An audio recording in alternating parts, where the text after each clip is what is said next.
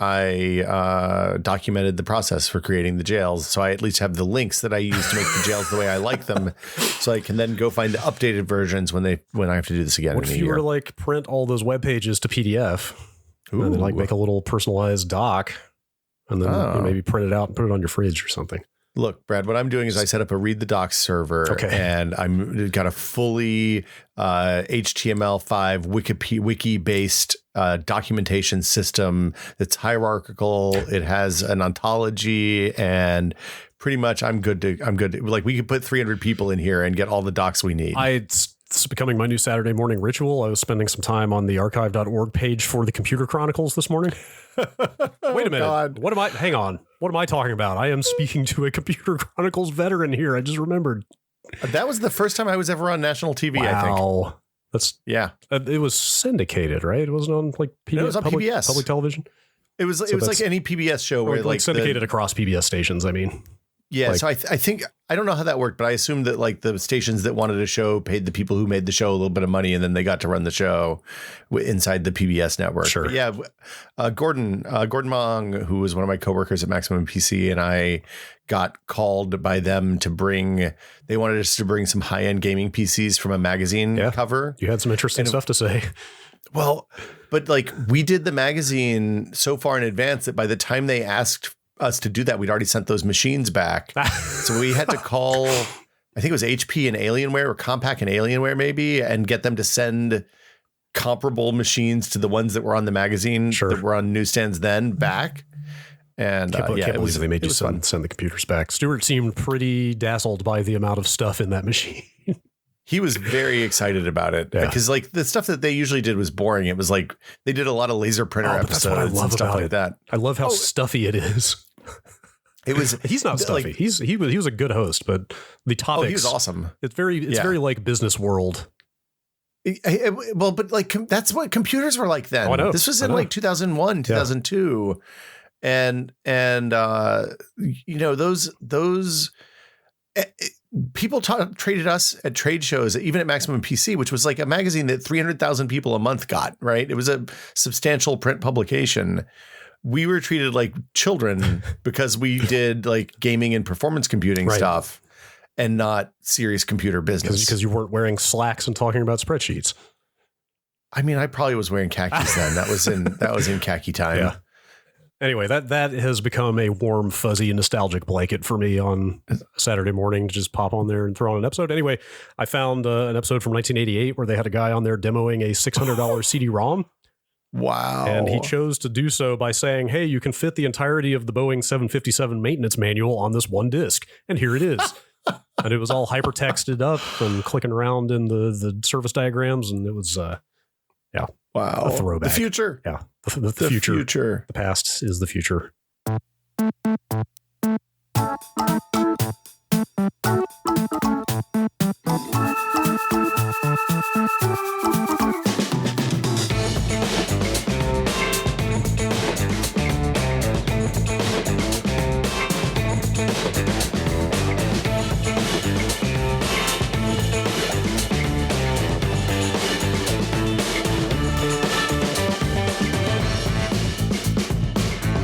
Welcome to Brad and Will Made a Tech Pod. I'm Will. I am Brad. I'm back.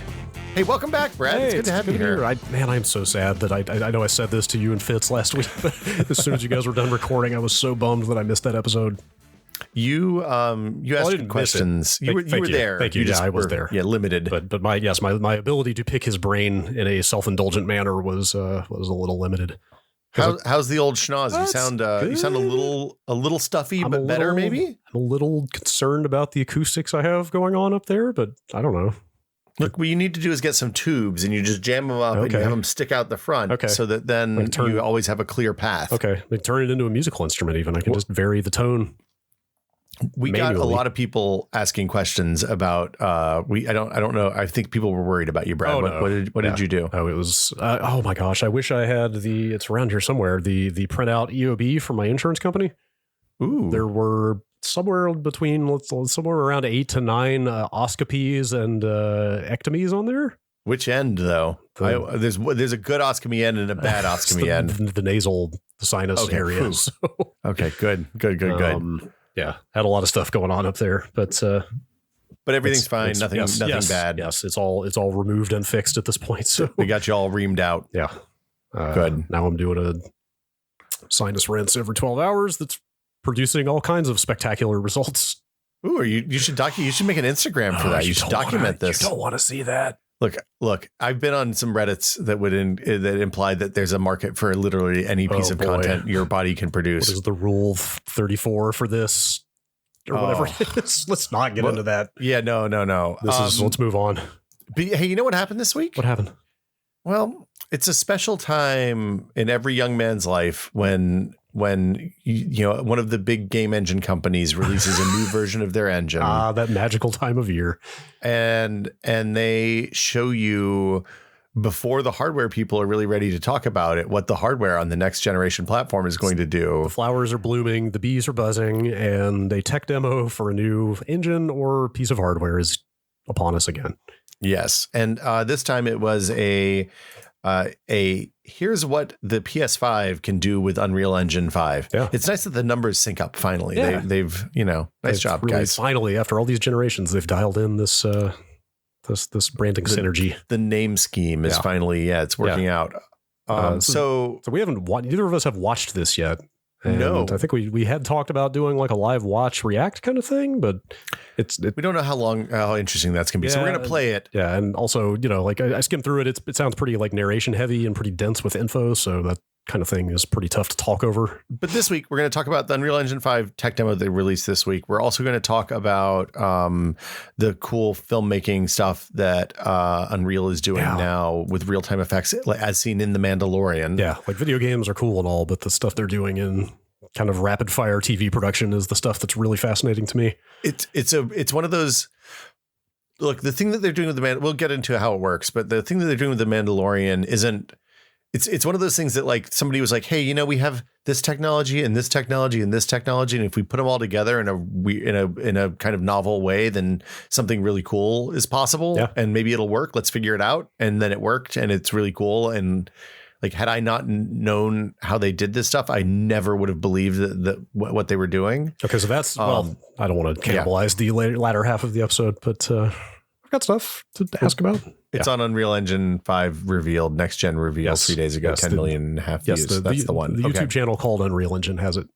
That's the perfect place to go find it if you want to watch it along with us. We'll put a link in the show notes too. So do you want to load this bad boy up and hit the play button? Yeah. Should I watch the 1080p version or the 4K version? I mean, how many Ps does your monitor have, Brad? Mine has 4K Ps. Only 1080. Oh, what? Oh, I'm sorry. I'm going to watch the 4K version, so hopefully they're the same. If I downscale this 4K version to 1080p, it'll look better, right? Look, you got 4 times as many pixels making each pixel, so yeah, that math reads. Right. Oh, and we should mention that if you don't want to hear us react to this thing live, or if you've already seen it or whatever, and you'd rather just skip to the part where we talk about it afterwards, the video is just about exactly 9 minutes long, so if you skip ahead 9 minutes, you'll get there starting now. I see an Unreal logo, an Epic logo. Now I see an Unreal logo. It's shiny. Hello, I'm Brian Karras, Technical Director of Graphics here at Epic Games. Hi, I'm Jerome Plateau, Art Director of the Special Project. A few years ago, we got together as a team and brainstormed where we thought we could push forward the state-of-the-art in real-time graphics. There were 2 key areas that stood out. The first, dynamic global illumination. Beautiful bounce lighting instantaneously. I don't have to be constrained to do a game where the world has to be static. And I'm able to iterate a lot faster. And we call this new system Lumen. And we're about to show you what it is capable of. But first, there was another area that we thought we could push forward. Truly virtualized geometry. Ooh. Artists wouldn't have to be concerned over poly counts, draw calls, or memory. We could directly use film quality assets and bring them straight into the engine. And that's a big deal for artists. I just want to be able to import my ZBrush model, my photogrammetry scan, my CAD data, without wasting any time optimizing, creating LODs, or even lowering the quality to make it hit frame rate. In the end, that's what it's all about. Art that just works. And we call this new technology Nanite. Here is the future of Unreal Engine running live on a PlayStation 5. Awesome. Let's take a look at it. This has to be the right way.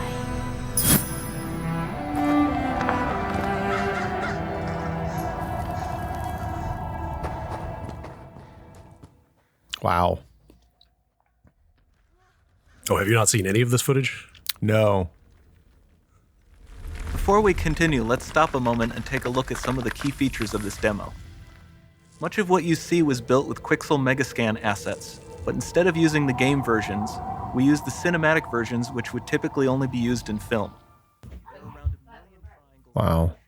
And thanks to virtual texturing, they all use 8K textures as well. Nanite can render an insane number of triangles very quickly. There are over 1 billion triangles of source geometry in each frame that Nanite crunches down losslessly to around 20 million drawn triangles. What does that many triangles look like? This isn't. Oof. These are the triangles, each a different color. Most are so small that they look like noise. Yeah, every polygon is just a pixel. Down to the pixel, Yeah. which means triangles are often the size of a pixel. There you go. This amount of geometric detail requires shadows to be pixel accurate as well, and Nanite can do that too. Speaking of lighting, all of the lighting in this demo is complete That's amazing. with the power of Lumen that even includes multi-bounce global illumination. No light maps, no baking here. Without GI, all of that beautiful lighting is gone. With Lumen enabled, we can move the light and the bounce changes. They figured out some new math. Okay, let's keep going. I want to know if that's ray traced, but we can talk about it It's later. not. They actually said it's not. Oh. We've made some great additions to our audio system as well. Convolution reverb allows us to measure reverberation characteristics of real spaces, like actual caves that we sampled, and reproduce them in virtual spaces. Sound field rendering allows us to record and play back spatialized audio.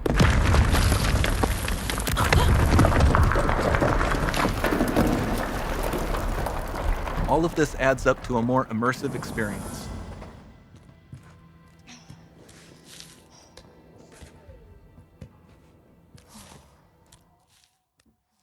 They're doing a better job of the hair than current stuff too. This swarm of bats was created with our Niagara effects system.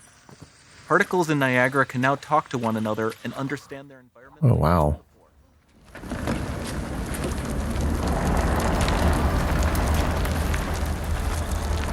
We've also added a ton of new functionality to run fluid simulations like you see in the water below.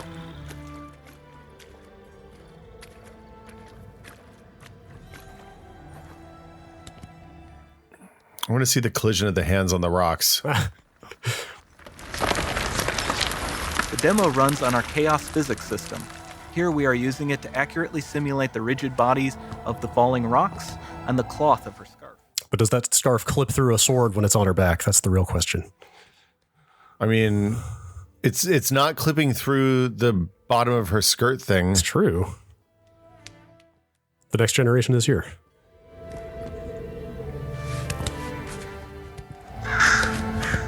Now that the environment is so complex, we've needed to greatly improve our animation systems to adapt. We've added predictive foot placement and motion warping, which dynamically modifies IK and body position to look more natural. For the character to more realistically interact with the environment, we've added the ability to trigger seamless contextual animation events, like her hand on the door. Looks promising.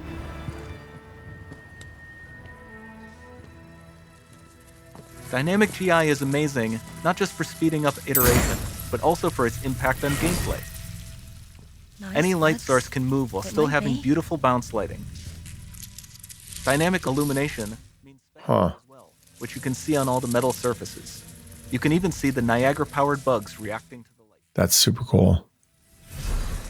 Lumen not only reacts to moving light sources, but also changes in geometry.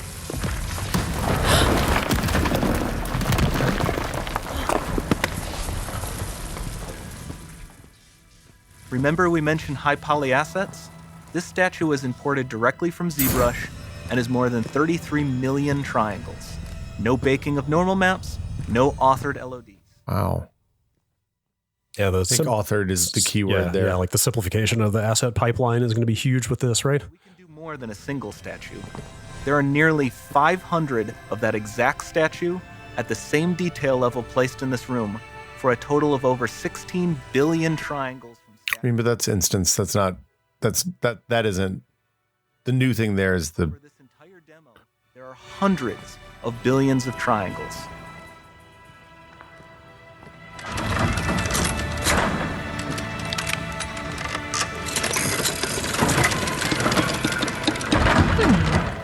I wonder if those statues can be dynamic. Like if they can move or you can move them. So with Nanite, you have limitless geometry, and with Lumen, you have fully dynamic lighting and global illumination, all running on a PlayStation 5.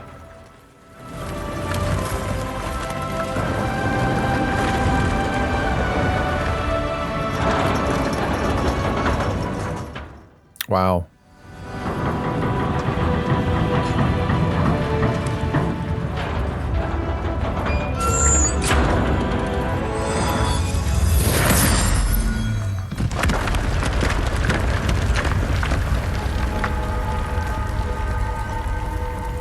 There's not much time left. And this doesn't need to be constrained to small rooms. It can stretch all the way to the horizon. The portal, it's open. Don't fail me now.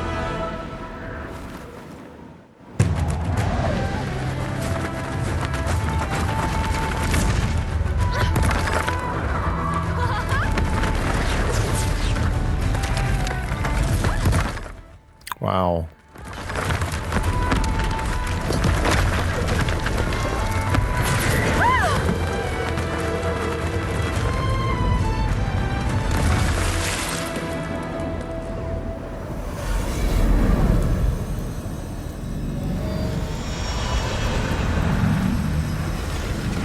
It's time to see what's next. Man, they hit those subharmonics hard. Got arm chills.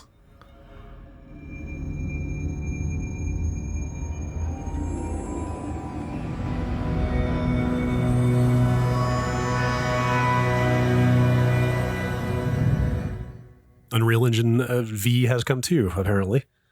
Yeah. Well, that's for the Xbox Series X because V is before X. So you get V on the Xbox and you get 5 on the PS5. They're just getting them back for that 360 move. Yeah, that's bananas. Yeah. Feeling pretty good about that. I mean, look, if you compare that to the great Unreal Engine tech demos of times past, there was the UE3 one was the one that showed what was going to be Gears. Right. With the Brunac stomping around and like, what was the big, I guess, like normal mapping and that sort of thing? Was normal mapping? I mean, like, DX8 programmable shader stuff back then was the big innovation. It might have been DX9 even, but it was because it was you're right, 360 generation. Yes, you're right. But it was like particles. They were like dust motes and light beams, stuff like that. It was the incredible amount of detail on the smashed concrete brutalist architecture, geometry in the world and stuff like that. And then I think the UE4 one was that Citadel thing, right? The Citadel fly through. That sounds right. It's like a castle with lots of shiny bricks, and I feel like that one was kind of underwhelming. This one was very good. Yeah, the last one was pretty iterative, I think, on the previous one, but this felt very much like a generational shift. Well, so this one showed more character and world interaction stuff than the last one did too, which was interesting. I feel like the shadowing stuff and the dynamic lights, the fact that they're not baking light maps to do geometry that complex is really impressive. It means we'll be able to have like lights changing during games and things like it's going to open up more of the kind of like time of day changes that we see in stuff like Stardew and Animal Crossing to more 3D rendered, like more realistic looking games. Sure. That and the art pipeline stuff seem like the big deals to me. Yes, the effect on creating assets for stuff seems like the actual big story there. But like, I feel like true virtualized geometry is like the kind of standout phrase from that thing to me. Does that read to you? Like what exactly does that mean to you? Like, are we? I don't know what virtualized geometry you mean. Referencing the statues. Yeah, well, no, it was early on. It was when they first revealed that first part of the cave, and they were pulling the camera in. And I mean, in a practical sense, I think what they're really talking about is just a truly seamless, like tessellation of the background. Like you're not seeing. Yeah. He even mentioned the term authored level of detail, right? Like you're not seeing rigid levels of detail popping in and out anymore. But I don't know, like. Under the hood, like in the code, I don't know what virtualizing that means exactly in a software sense. So yeah, right now, like if you were, so for example, in a game, like when we were doing Fusho, the amount of time we spent making assets performant on the target platform that we wanted to run on, which was usually like PC, VR. So times two, what was it? A GeForce FX 970 running at 90 hertz times two, like decent for each eye, decent min spec, right? Yeah, but like the amount of time we spent trying to get assets to run at that target was enormous. So if that work can happen automatically instead of with some artist moving levers and dials, it means that you can create a lot more art and spend a lot less time making the art that you create run. Like you're just making it sounds like you're just making the one master version, like the hero asset, right, of the model or the background, and the engine does all the work of making it run smoothly.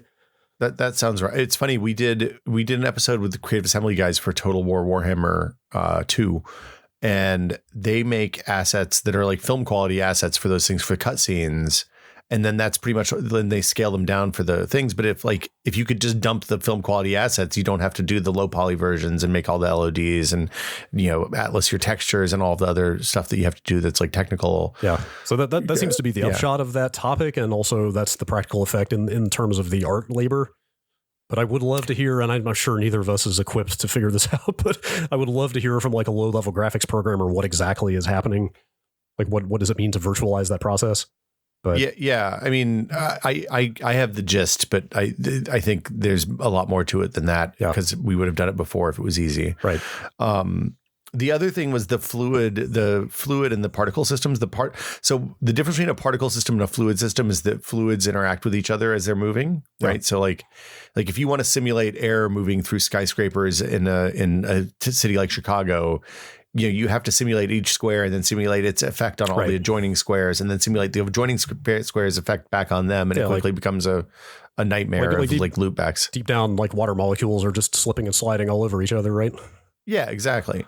But the particle interaction and the fluid things, I think, are probably very similar processes, because like the idea that that'll allow things like flocking behavior in birds, because flocking behavior is determined by each bird's position is determined by all the other birds' position, and like the swarms of beetles that we saw moved more like real swarms of beetles than anything I've ever seen, rather than like a canned animation. Like you have to assume that was a particle-based effect too, right? The beetles. But yeah, that's what they said. Yeah. I mean, it honestly, it feels like just yet another, and this is going to like loop back around to the topic later in the episode. It feels like another example of filmmaking techniques, VFX techniques, just bleeding into games now that games can actually run them and the hardware can run them in real time. Yeah, because like going back 20 years, like the massive tool that they developed for the Lord of the Rings movies, like that was a massive. That was the army thing, right? Yeah, that was just a big. I started to say a massive system because of course it is, because that's what it's called. But that was just a huge system of agents that had primitive behaviors programmed in to either like attack each other or run away from each other or blah blah blah. But like that's kind of what we're talking about, except now in real time with actual little discrete systems playing out in the world around you, right? Well, it's stuff from like emergent tools like Game of Life, right? Like if you load that thing up and you give it different source, you give it the same feeds, you're going to get different results every single time, because the things interact with each other differently based on the starting location. It's a chaotic system, right? Yeah, but small imperfections in the skin, Brad. That's right. Or just get Jeff Goldblum in here to explain this to us. Exactly. But yeah, this is fascinating. So the other thing that's huge is the amount of geometry that they showed in those levels was like kind of terrifying. Yeah. Well, that's where the virtualization comes in, right? Is like you can just have, I'm not going to say unlimited numbers of polygons in your background, but it sounds like you can kind of just throw whatever at it and it'll figure it out. Well, you said it during when we were talking about it, but you said some of these polygons are only a pixel, and yeah, it looks like some of the polygons are even smaller than pixels, depending on where you are and what. But I mean, that'll solve the problem of your bitmaps popping in and your tessellation popping in as you close the LOD gaps, because it should just render dynamically all the way down and tessellate out. I mean, the nice thing is now they can assume everybody that's going to be playing these games is going to have tessellation hardware, which wasn't always the case, and that opens up a lot more. And I believe wasn't even the case for the previous gen of consoles, but it might have been. Yeah. So yeah, that opens up a lot of possibility there. Yeah. But you want to talk some more about the global illumination? It sounds like you've seen some comments they've made subsequent to the video. Because I would have thought, and there were even some people on the TechPod Discord who assumed that GI stuff was ray tracing based, but it sounds like they came out and said it's not. So the thing I like, this is my memory of an offhand comment on Twitter, but they said, I saw somebody say that there was no ray tracing. Interesting. Okay. And honestly, it didn't look like there was ray tracing. It looked better than what you get with current gen ray tracing. Right. Less noisy. But yeah, because it didn't have the noise pop in as it's, because right now it's basically interpolating a light map based in real time based on a really limited some sample of rays. Right. And that looked like projection lighting. It didn't look like light probes to me, but it's hard to tell in video because there's weird compression with video. That's another interesting illustration of the point that, like, lighting in particular in games, but all types of graphical effects, the fuzziness of doing it the quote unquote like real way versus faking it. Like the fakery is often better and higher quality at a current state of hardware capability than doing it the right way. Well, so I mean, Unreal has always done lighting backwards compared to most other engines. So they they were getting self-shadowing and stuff on those assets, which was interesting. Like when you looked at the light moving across the cliff faces, you would see rocks dangling down, shadowing the rocks behind them, stuff like that. They were also getting some good specular and some bounce back on the other surfaces and if they're doing that without doing ray tracing, then they figured out something really cool. Mm-hmm. So I'm interested. I assume that I think they said they're going to do a deep dive in how they're doing all this stuff. I can't wait before too long. I can't wait for that. That sounds great. But it's really neat. However, they're accomplishing that stuff. It illustrates the same point as ray tracing, which is just kind of I'm trying to think of a way to describe this. It's almost like an author wants light many kind of situation. You know what I mean? It's just like place the lights and just let the tech figure out how to shade the entire world. Well, I mean, if there's no pre-computed lighting, like calculating light maps takes an astonishing amount of time, especially if you're talking about like a game, like a big open world game, right? So if you look at, a PUBG map that's, 8 kilometers by 8 kilometers, or even something like Skyrim or Zelda or whatever. And if you're doing pre-computed light maps, those can take an incredibly long time, even if you're like throwing like small supercomputer assets at them. Let me jump in real quick. This is probably going to sound incredibly naive to any working game developers that are listening to this, but when they mentioned in that demo, like, you don't have to pre-compute light maps anymore, I was like, wait, are people still pre-computing a lot of light maps? Like, I guess I just assumed that we had gotten to the point, not where we had completely moved past it, but it wasn't as common as it used to be, because like going way back to like, the late 90s when like the original Quake engine games were out there, like you used to hear all the time. It's like, that's the thing that took all of the time in the sort of level creation pipeline, right? In terms of computing output. I don't mean like building stuff by hand, but once you were ready to like bake it into the game, like that's the thing that you have to run on like an SGI overnight or whatever. Yeah. So now I know for a long time, Valve had a thing that ran on all their computers that would basically like folding at home their light map computation. Oh, wow. That's awesome. I'm sure other people did similar stuff. It's like Jim in accounting wanted that 9900K, then we're going to put it to work when he's not doing spreadsheets. Exactly. So that was longer ago than a 9900K, obviously. Yeah. But people do light maps because they're very performant. Right. I mean, all a light map is basically a texture that says, hey, this part of the map should be bright and this part of the map should be dark. Right. Like maybe colored. The benefit is it's very performance efficient, but the downside is it's static, right? You can't do anything really dynamic with it. Well, but you can combine that with other stuff. So like if you're building something for the Oculus Quest, which is a mobile part that can handle maybe 2 or less than 10 dynamic lights at any given moment before the performance shits the bed. So if you do the basic world lighting for all the light sources that can't be changed, can't be turned on and off, can't be moved. I mean, because turning on and off, actually you just flip a different light map on. But if you can pick up the light and move it across the room or point it at something like you can and say control, then that has to be a dynamic light. Right. So you pre-compute all the static lights and then you do the dynamic lights, as dynamic lights. Yeah, that's how it's been done for the last 20, 25 years at this point. Forever. Yeah. For all intents and purposes. But I guess what I meant is I figured we had already largely gone through that transition, but it sounds like I was assuming a lot. Well, I mean, there's other stuff like Unity. People in Unity use light probes for stuff. There's which are like kind of in between. They don't require pre-computing, but they're not dynamic. So yeah, it's and they're only good for certain pretty specific circumstances. So like most of the lighting solutions, including light maps, are good at some things and bad at others. And it's like any other tool. You pick the tools that work for what you want to do. And I assume some engines handle things differently. I haven't spent any time working with Unreal Engine, but I can tell from looking at shadows on games like PUBG and Fortnite that they're pre-computing light maps for the world there. So that like if you have, for example, like a guard booth that has some windows and some vertical rails, and then you see shadows inside that guard booth based on where the sun is, those things were all pre-computed because when they bug out, they make all sorts of interesting interference patterns. Right. And those are games where you're playing and the maps are a little kind of static sandbox, right? Like you don't need to worry about time of day or weather effects or stuff like that so much.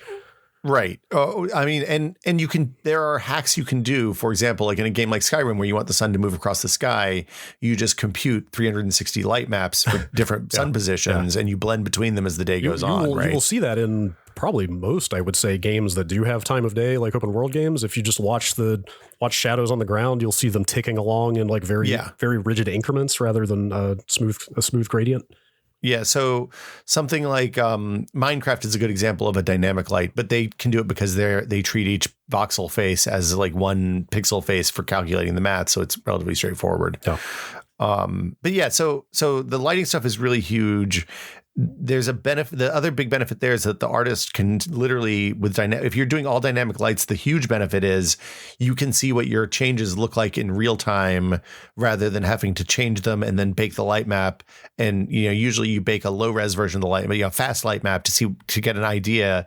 And then you don't know what it really looks like until you do the 24-hour run or whatever the big run is.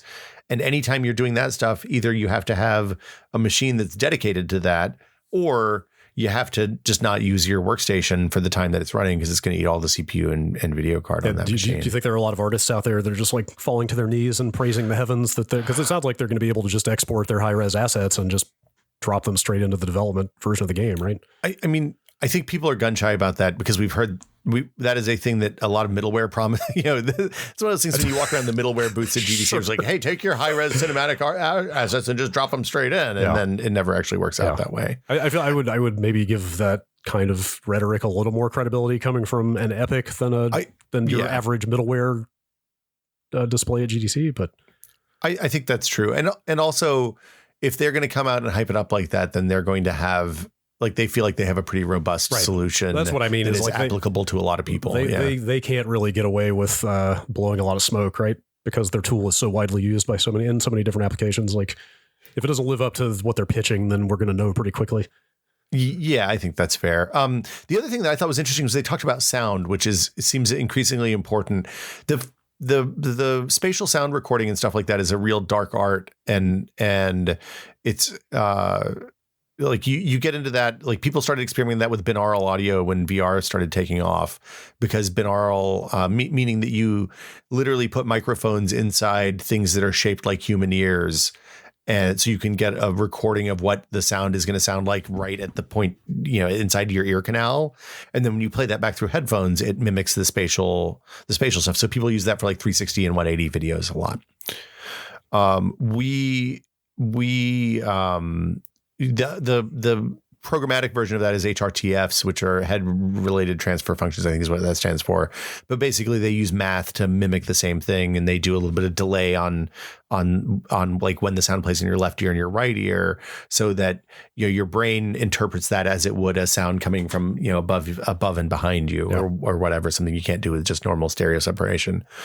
I'm interested to see how the sound field stuff that they're talking about, which is the next, like a more complicated version of that. It's when you use multiple microphones in an array to capture like really accurately your sound stuff. And I'm interested to see what they're doing with that as well. Yeah. They didn't really talk about it too much. Yeah. Another thing that stood out to me is that sequence right at the end where she's basically just running and sort of flying and gliding through a massive amount of level design in a very short period of time. Yeah. Which seemed like it had the dual purpose of saying, look how fast we can stream these complex assets off of this insanely fast storage mechanism. And also here is us scaling all this complex geometry and you're not seeing any pop in, anything, right? It was just like pretty flawless looking. I would really love to see the pipeline for, because I think they said that first cave was a scan. Yes. The one where they paused it. And I'd love to see the timeline for the artists that worked on that level. Yes, that is. And see how much time was spent with the scan, cleaning it up and applying textures and like fixing overhangs and holes and stuff like that. Because I know anytime, like we did some laser scanning stuff for the tested episode of the Foo Show where we went to Adam's Cave. And I know that the folks that did that spent an incredible amount of time both cleaning up noise from reflections and transparency and stuff like that, but then also making I guess what I'm saying is when you do the 3D scans, at least with the stuff that I've used, you end up with usually a point cloud that's just a whole bunch. That's basically here's all the bounce backs and here's the colors we got at these different areas, and then you run the point cloud through a tool that turns it into a mesh. And the hard part of that process isn't turn the point cloud into a really high resolution mesh. The hard part is fix the errors in the scan, right? So that you have something that doesn't have holes and doesn't unfairly represent the thing that you're trying to scan and stuff like that. Have you ever seen a raw version of one of those environment scans? Like it does look a little nightmarish in spots, like there are parts where something was obscured and you just have like you said, a giant gaping hole in it. Yeah. Things can look smeared.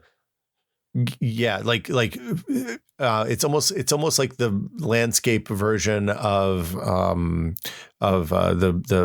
Uncanny Valley, because you look at it and your brain is like, this is not how rocks look. Right. So like that's kind of a bedroom. It's like a nightmarish skewed version of one. Well, and also most of the photogrammetry is one of those things that is exactly as good as the technology and effort that you put into creating the source photos. Yeah. We tried to do a photogrammetry scan of Adam's workshop, which is an incredibly noisy, it's like worst case environment for photogrammetry, right? There's a lot of visual noise. There's rafters, there's stuff hanging from rafters. So there's occlusion everywhere. Fair amount of shiny metal, I would bet. Tons of shiny metal, tons of glass, tons of shadows, tons of bright spots. Like it's not a good, like a lot of high frequency detail in there.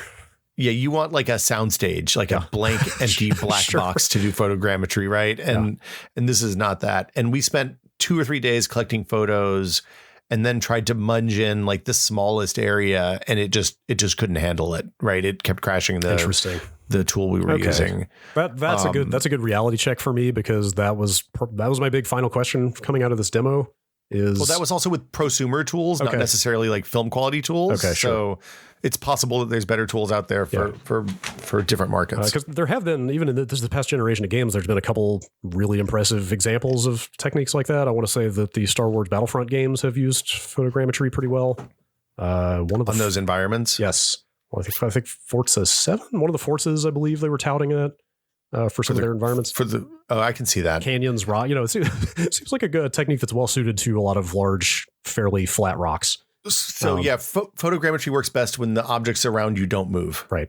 Like grass is bad for photogrammetry. Leaves are bad for photogrammetry. Yeah, I mean, that's the kind of thing you would want to just generate artificially, right? With I think so, yeah. Combination of art and code or something like that. So in order to make the grassy environments, first we plow up, we pave over all the grass. Yep, that's right. And then you cut down all the trees, and then you take your photogrammetry, and then you apply the grass and the trees on top with a paintbrush. That's the history of human civilizational development, right? Yeah. Destroy the natural world in order to recreate it. Yes. So the thing I was going to ask, though, is, I mean, we're going back to the kind of history of visual effects again. And this is kind of inverting the example a little bit, but like, they've been scanning maquettes, physical models, made out of clay or whatever, people that, because, a lot of people can work a lot faster by hand or, get finer detail in some cases. That's not to denigrate the discipline of 3D modeling. Obviously you can get a lot of great results with that too. But the point is, like, you could have a sculptor make a model, scan that in as an incredibly high resolution model, and then turn that into a character in a movie. They were doing that like 20 years ago. Like I've wondered if and I don't know, maybe you can speak to this. Like, do you think we're ever going to get to the point where maybe at least in some cases where it's appropriate, you're not building levels in a computer, but you are building sets on a stage and scanning those in as the basis of your level. You know what I mean? Like that. Wow. Because you talk about the amount of art that gets outsourced, like some of these environments with the like insane amounts of discrete art, even something like those Assassin's Creed, the modern Assassin's Creed games have just a terrifying amount of art in them. Right. And you see how much, even in like high budget games, how much of that just gets iterated over ad nauseum. It's like, oh, there's that church again for the 12th time and stuff like that. Yeah. And it makes me wonder in a lot of cases, it's like, oh, instead of having people model unique packs of cigarettes and ashtrays and like whatever, could you see cases where instead you are just scanning environments that you can set dress probably a lot faster than you can generate all that stuff artificially, right? So in a world where like movie and TV tie-in games didn't essentially move mobile like 5-6 years ago, I could definitely see like somebody going into the Iron Man set for Iron Man 2 and scanning that and using that as the basis for your world hub for the Iron Man 2 game or whatever. Because right? you've already spent the budget on that set and it already exists. Yeah, I don't think people are going to build physical environments because it's usually a lot cheaper to just do it digitally. That's why we do a lot of shooting on green screens, and we're going to talk about that with the Mandalorian because it is applicable here. Yeah. But what I can see happening is like if you go to a prop shop in LA, you can go to these huge warehouses where they have 3,000 different packs of cigarettes from the last 50 years. And you can get if you're making a film set in the 70s, you can get a pack of Marlboros from the 70s and have that and you rent that or buy it or whatever for your shoot. Right. So, or, if you're making a 12 Monkeys game and you need a black hard side Samsonite suitcase from 1993, you can go find the black Samsonite hard side suitcase from 1993. Right. What I could see is people going through and scanning, especially for like if you're making a Jason Bourne game, you go to the hand prop store in LA and you rent all the shit that you need for that game, like the actual physical items, and then you scan them, and then you de-brand them as needed to make the legal team happy, but you have essentially the trade dress of the era specific props for the game that you're making. I totally see that working for props. Sure. In fact, actually, I saw that very idea floated as a negative on Twitter. That this sort of new emerging model could in fact lead to a lot more people just relying on existing asset libraries. So you're actually going to see a lot more of the same art popping up in different places and that sort of thing. I mean, you're always this doesn't have anything to do with asset libraries, right? The asset libraries are there. They're available. That's true. We know, like, what's the best game that did a bunch of asset flipping? Probably it's like, I mean, Bennett Foddy made Getting Over It, which is about found assets and all that. I mean, that's appropriate thematically. Yeah. There's a lot of mobile games that use, I mean, I know I mentioned PUBG a lot, but PUBG used a lot of assets that are from the Unreal Asset Store for like the first map because they didn't have a huge art team. The asset store is always going to be a problem. You're not going to get massive scanned libraries because scanning stuff is expensive and time consuming enough that it's not like it's uploading your photos from Flickr to Getty Images and hoping you're going to get $3 for somebody licensing your photo. Yeah. If you spend 40 hours building a fire tower in Blender or Maya or something, and you're not going to just upload it hoping that somebody pays you $50 for it 10 times and makes it worth your 3 days work or whatever it was. Sure. That's probably for the best because, you talk about all the like kind of ready to go rental prop and set services in LA and that sort of thing. If people were getting to the point where they were just like scanning stuff like that in for level design, that would lead to the situation where the police station that you put in your game turned out to be the same one that you saw in that porn. Yeah. A couple of years ago. Yeah. Or like you're recording your E3 shows and somebody's like, I saw this. I recognize this from somewhere. I can't tell where. Yeah. So let's say whether you're covering E3 or making video game levels, be careful what kind of studio space you rent. Yeah. And or scan. And then the other thing is like style always matters more than quantity of art, right? Sure. Like more art doesn't beat better designed, more stylish art ever. Yeah. So like if you have a billion polygons, that's great. But if the billion polygons look like crap, I would rather play Wind Waker with, a handful of polygons running on a GameCube 20 years ago than whatever your giant hyper poly whatever extravaganza is. Totally. Okay, so speaking of Unreal, let's talk about The Mandalorian. Okay. I watched the entirety of this show almost before I found out how they shot a lot of the scenes. And when I found out, I was blown away. So that is fascinating for me to hear because I have not seen any of the show, but I have watched all of the stuff they've put out just about the production of it. So I came at it from the other angle of like, oh, I know how they made that, even though I haven't seen it. So hearing you say that they fooled you is like, that's pretty much the proof in the pudding, right? It worked. I assumed it was all green screen, if not shot on location. And I was very surprised. Yeah. So the thing we're talking about, so Mandalorian is Jon Favreau is the executive producer on a show called The Mandalorian, which is on Disney Plus. It's the first Star Wars TV show, and you have to subscribe to the service to get it. The neat thing about The Mandalorian is that instead of shooting in front of green screens, which they did obviously shoot in front of some green screens and then composite in digital stuff on top of that, but a lot of like their exterior shots are shot on a soundstage with an LED video wall, a high-res LED video wall that kind of curves behind the circular stage. And then what they do is they motion track the camera lens and they render the backgrounds live while the actors are performing and perspective warp those backgrounds so they look 3D correct from wherever the camera happens to be. So when you're standing off to the side, they look. You've seen those chalk drawings that like sidewalk artists do, where when you're walking up, it looks like there's a guy standing on the sidewalk from like the exact right spot, and then as you get closer, the guy gets stretched out until he's like 30 feet long on the sidewalk. Yeah, it's like that. Yeah, but they're doing it live using the Unreal Engine to render the assets in the background. And because it moves across the wall from the camera's point of view, it always looks perspective correct, right? Yeah. So there's two things happening. Anytime the camera moves, the wall is rendering the perspective from exactly where the camera is. Right. Which I assume requires like an incredibly fine level of motion tracking. I mean, it's what you would use for VR because it's literally the same thing that happens when you wear a Vive and you're you're moving your head left and right. Actually, it's funny when you put it that way. That sounds incredibly simple, but for whatever reason, like applying that to a large camera that's like balanced on a guy's shoulder makes that seem a lot more difficult for some reason. Well, but I mean, just to be clear, we do that too for things like virtual sets. For like ESPN uses virtual sets for all of their of their stuff. So it's like a huge green screen room, and the camera moves and is tracked, and they're rendering the background based on where the camera position is. Of course, I mean that's probably a camera on a jib that's doing pretty predictable, like smooth movements, right? As opposed to a guy with like a handheld rig. Well, so they don't. I'm trying to think. I guess there were some handheld shots in this. I don't remember a ton of handheld shots. Okay.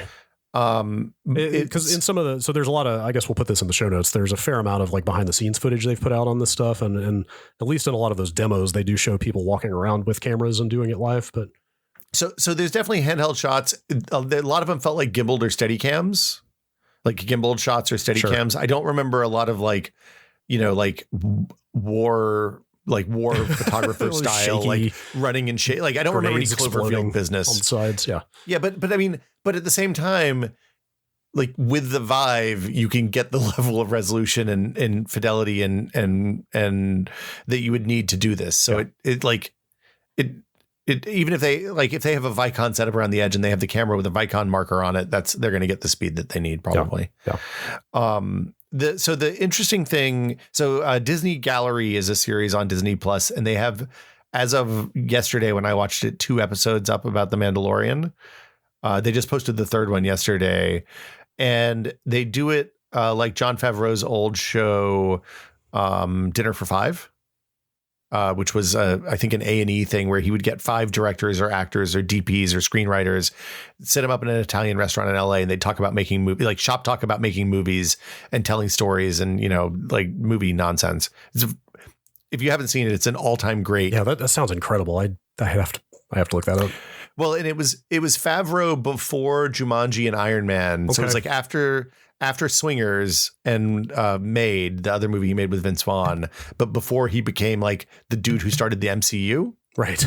And Disney's go-to big budget guy. Yeah. Well, it was before he got the blank check, right? It was, Jumanji opened up that door for him. And then, anyway, highly recommend that. The gallery is interesting. They don't have a lot of technical details, but the upshot is, with the screen is it's 3 technologies. They were like, we have these LED walls that from a camera's perspective are indistinguishable from the real world, right? Yeah. We have motion tracking either with a traditional mocap setup or like a Vive type time of flight rig that could tell us the precise position of the camera at any given instant while the frames are recording.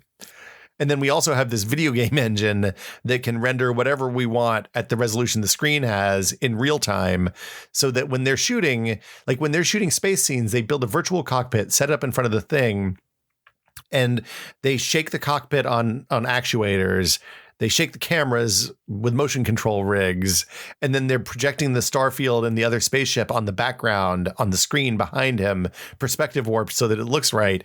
And the upshot is that, like, when he's turning and looking at one of the other characters in the spaceship, like, you see the starfield moving behind it. It feels really real in a way that green screen stuff kind of never does. It feels real, and it has just like I feel like the all the in-camera benefits you get from this are just like one of the coolest things I've ever seen. Like, you get essentially you're getting the bounce, like the light reflections, the ambiance of the background that you want to have because it's actually there, as opposed to putting it in post, right? Like, it's like the stuff that you would normally add later is actually present and bleeding into the scene in an optical way that you're actually capturing. It's just the coolest thing.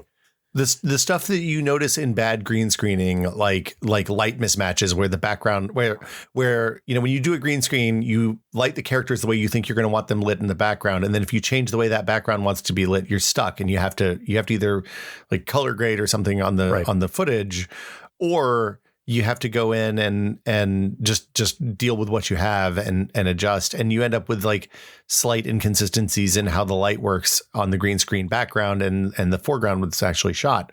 So this, you don't have any, like, I watched this and I said it on one of the Still Untitled when I'd watched the first episode or two, but I was like, this is the best green screen work I've ever seen. Right. And then somebody wrote in and was like, well, actually it's not green screen work. It's blah, blah, blah. Right. So it's a lovely technology. It let them shoot this much faster than they were expecting to.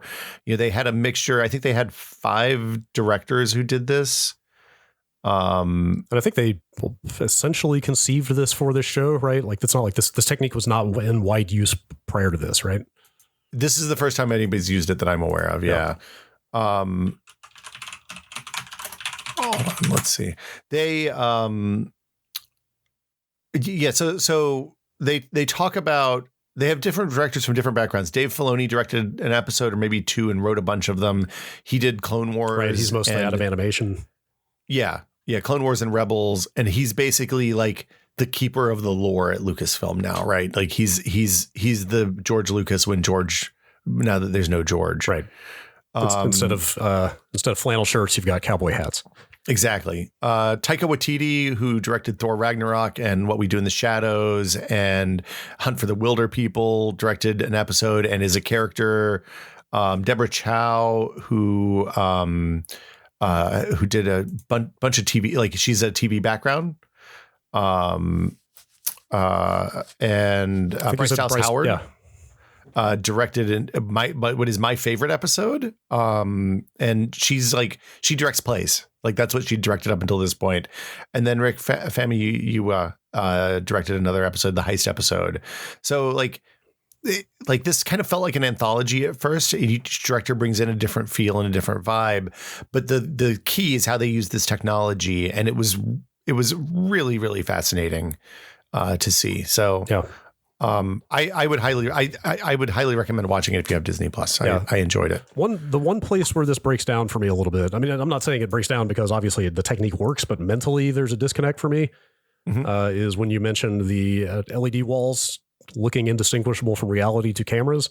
Yeah, like, that's the part that's hard for me to wrap my head around. Like the tangential benefits of this are obvious. Like, you get the ambient lighting on actors. You get like actors seeing what the set's going to look like while they're performing, which is helpful for just putting themselves in the right headspace or whatever. But for whatever reason, the part where you're pointing a camera at a screen and it looks real is hard for me to process because like maybe it's the background I come from, but typically shooting video off of screens is like the worst possible thing you can do. Well, so but when you control, so like it's different shooting video off a screen at a trade show where you can't control how bright the screen is and all that stuff. Like, I know these are super high resolution. You've got total control over what's coming out of them and what's on them. It's just for something about a what is at the end of the day a 2D surface being made to depict a 3D reality is like it's just I mean obviously it works like I said. Well, so okay, there's two parts of it. One is that this isn't like an LED wall like on a Jumbotron. These are the micro LEDs that are really, really small. And we talked about it when we talked about future of display technology. Because they're basically like when you buy these panels, they're basically, just really, really, really tightly packed RGB LEDs.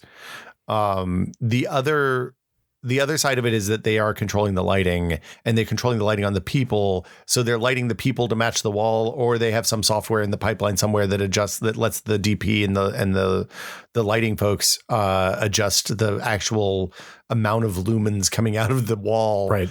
So that like when they're on the desert scene, when they're on the not Tatooine, they don't blow out all the they're obviously not blowing out all the cameras, and they probably just light to match the scene, I guess. Sure. Also, honestly, at the end of the day, a matte painting is also a 2D surface that is shot as reality. So like this is really nothing but an incredibly high tech and dynamic matte painting. Yeah, it's one of the things I read. I feel like I read it in a Cinefx article or something when I was sitting at the tested shop one day waiting to shoot something. Is like they had situations where they were shooting something and they were like, I don't like where this mesa is in the background of this shot. And they were like, well, should we move Pedro, the guy who plays the Mandalorian, so he's in a different frame? And they're like, no, let's just move the mesa. Yeah, they showed a little bit of that in one of the videos they put out. They opened up Unreal Ed and they just grabbed the mesa and picked it up and moved it like 3 inches to the right. Rearrange this environment. Yeah. They were talking about how fast they can shoot different setups in the same day. Just going from scene to scene, because at some point you're basically just having to like spread a different color of dust across the floor or whatever. Well, and I mean, it's interesting because it does like, it's not the same as like moving to a different soundstage with a different set of props and stuff on it, right? Like this works because for this kind of TV show, it's shot like a Western, and there's a lot of like a guy standing out in front of a scenery, in front of a backdrop, looking at the scenery or like deciding where he's going to go next. And there's a lot of like quiet, introspective, thoughtful shots that are just these gorgeous, gorgeous backgrounds. So it feels a little bit less honest now that I know it's all just running in Unreal. Yeah. But it works. And it feels, I mean, I guess it's no less honest than the fact that they didn't fly the X-Wings and the TIE fighters to make Star Wars, right? Those are just, motion control cameras. They did present this as like a next technological, like the next leap. Star Wars always presents technological leaps then they were presenting this as this is the next big one. Yeah, like some of that is all of it is very well deserved, I should say. But I did start to say some of that is a little marketing driven. I feel like it's good. It's good for the Star Wars brand for them to say every 20 years they have pushed film forward again. But that I think that's fair. Like I said, it is deserved. But it did occur to me watching this. I was like, okay, this is the motion control of this era, right? Yeah, like if you they look developed at that for the original Star Wars, and then like digital sets and digital characters was the thing for the prequels, and now there's this. Well, and digital shooting. Like they didn't shoot. They shot those movies. I don't think she shot Phantom Menace on Phantom Menace was shot on 35 millimeter, but it was on film. But the other two were shot digitally. Attack of the Clones was shot at 1080p, if you can believe it. I mean, that doesn't surprise me because they were on like a prototype version of whatever Sony camera they used for that thing. Like literally, the source stock footage for that movie is 1080p. I mean, look, it's fine. We don't ever have to see that again, so we can just move on. The sand gets everywhere, Brad. That's true. But so the upshot on The Mandalorian is that they did manage to get a really cinematic feel on what seems like a pretty standard TV production timeline. Yeah. Like it feels, each of those episodes, they're like an hour long, and each one feels like a little movie that you're watching that just is set in like this weird offshoot corner of Star Wars that is, for me, the most interesting thing I've seen in Star Wars since probably The Last Jedi. Yeah. So, was trying to think. I had a couple other quick questions. I don't think they put any info out about this, but what do you think their little kind of real-time render farm looks like in that situation? I'm sure it's a shitload of GPUs and some like 64 core workstation. Yeah. Or even multiple works. I don't know if that's... did they say what resolution it was? I mean, you can figure out from fill rates probably. That's the thing I would love to hear. I would love to see some stats on all that stuff. The thing, I want to go back and rewatch it because I haven't watched it. Maybe we could do this as a patron benefit and watch, like do a 6 months of rewatch of Mandalorian. Sure. Talk about each episode or something. But it's I want to know, like, I don't remember how much bokeh and stuff they did on those background shots. And I'm curious if they did it in Unreal or if they did it in camera. Oh, sure. That's right. That's right. or maybe they both could work in tandem. That's right. That's an interesting point. I didn't even think about that. It did make me wonder do you think there are some kind of like focus or depth of field limitations on this? Like you can't focus in too tightly on those backgrounds without them starting to show the seams? I don't know. I mean, I hope that one of these episodes of this gallery show ends up having the DP and the lighting people talking about how the tech works, and how they work with the tech. Because I feel like this is definitely a situation like with the motion control, like with the digital actors, where they had to figure out entirely new ways of doing stuff that has been like essentially unchanged since like Klieg lights went out of vogue in the 60s, right? Since we got Kinos and like floods and stuff that are bright without like potentially burning down the soundstage.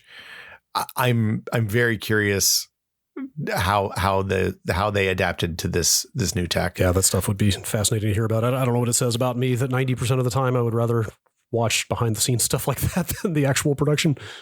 I think look, you like to know how stuff works. Yes. That's why we do this podcast. Absolutely. We like to know how stuff works. Absolutely. Last question in that vein about this thing real quick. Do you think they are recording the lighting data, like the ambient lighting data from specific shots, like the shots that end up in the final product, so they can use that lighting data on the CG that does get produced in post-production? Yeah, that happens anytime that there's going to be CG in a shot, they do that. Right. But what I mean is now they're doing it programmatically instead of, with physical lights. They're telling Unreal Engine what to do. Well, but they still have to light. They still have to light the characters, right? Yeah. So a lot of that lighting is coming from the screens at this point, or some of it is like some of the lighting that gives a lot of character in terms of like colorization, right?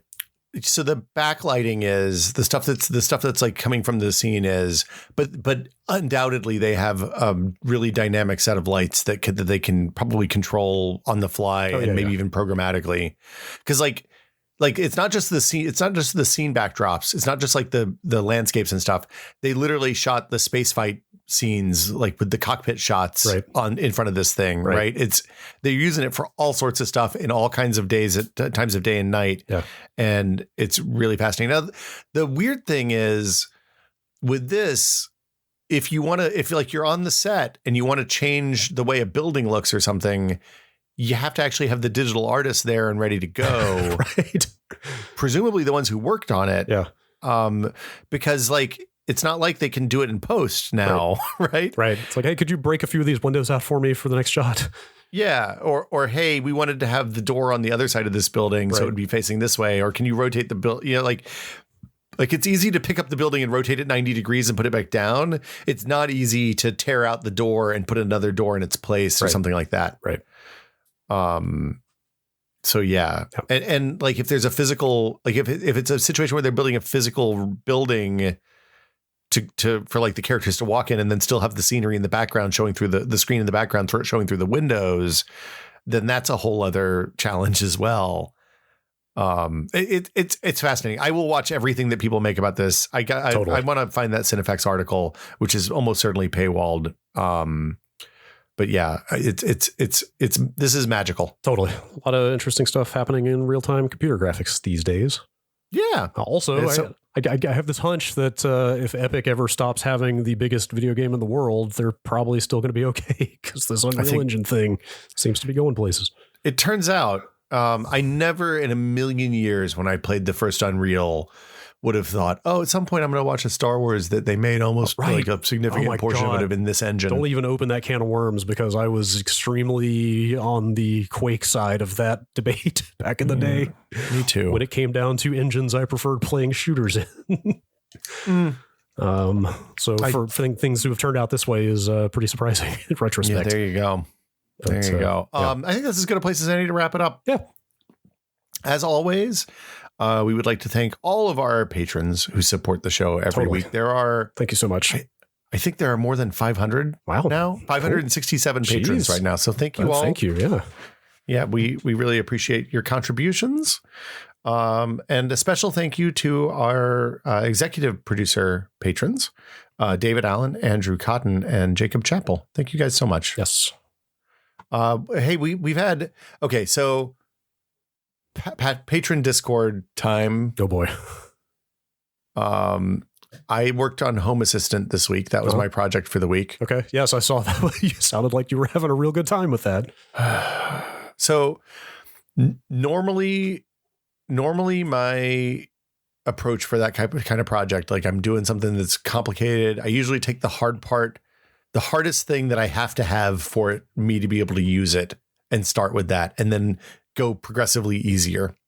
Might have been a mistake this time, but I can't get Siri to work with. I can't get it to connect to Siri at all, to the HomeKit stuff. So it won't, like, HomeKit won't work. HomeKit won't connect to Home Assistant, which means I can't use Siri to control lights. And if I can't use Siri to control lights, I'm out on Home Assistant entirely. So what you're saying is it requires an incredible amount of manual labor in order to automate.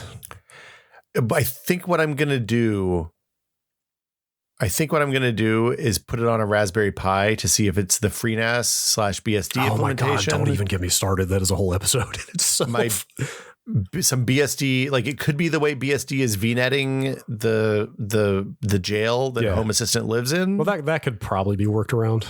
Yeah, but the problem is right now that's just a platform idiosyncrasy. Well, but Apple doesn't give it.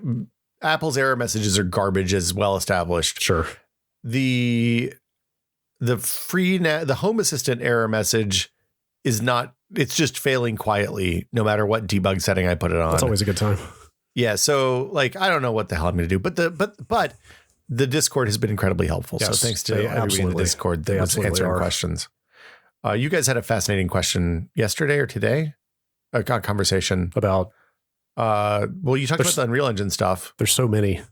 Yeah, I mean your programming chat has been really, really interesting. Yeah. I think people are trying to get you to start programming. I'm pretty close, honestly. I've been doing enough. I've been doing enough PowerShell and now getting into some Bash scripting that it's kind of a hop, skip, and jump away from there, right?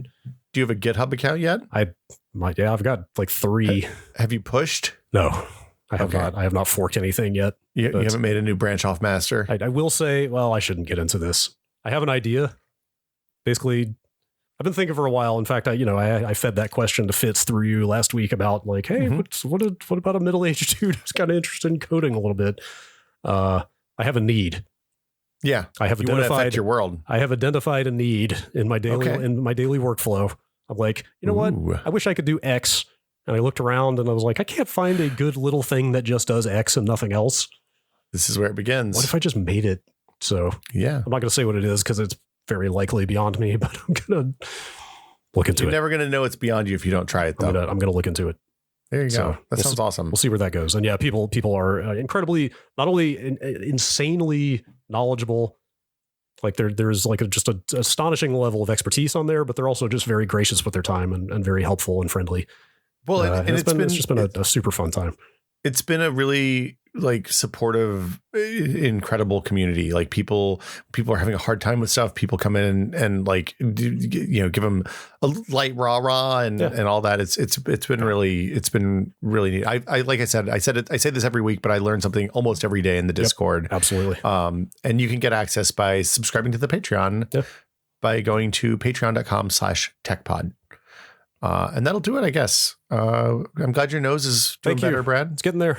You sound much better than you did last week when I talked to you before the Fitz show. So yes, that was well. I still had gauze strapped to my face at that point, so I'm definitely doing better.